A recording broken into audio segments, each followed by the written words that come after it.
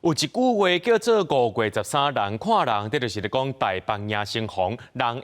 定定真热烈。台北下海城隍庙是大稻埕正重要信仰中心。今年台北下海城隍文化节对6月初1开始要办到月底，除了有庆祝这城隍爷圣诞的民俗科技，也有透过各种活动导览，带大家来踅大稻埕，了解在地文化。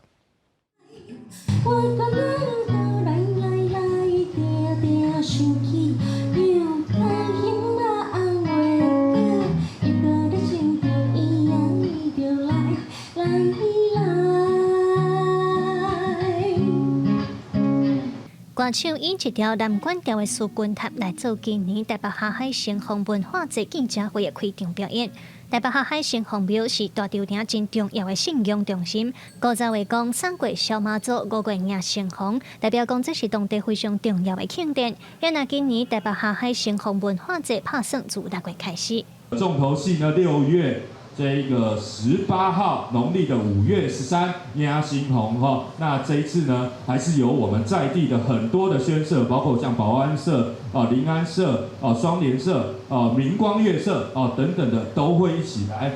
来做这个暗访也好，还有日巡来做这个迎老雷的部分。今年台北下海城隍文化节也结合台北建成140年，除了有歌戏和北管现场表演，嘛有结合无共语言族群的音乐会做伙来甲城隍爷做生日。另外，今年有请知名的大稻埕服装设计师，结合龙年海岛和英雄等等的概念来为城隍爷做新衫。因为老爷也要跟着年轻人接轨，所以我们就做了连帽的帽 T， 然后也运用了就是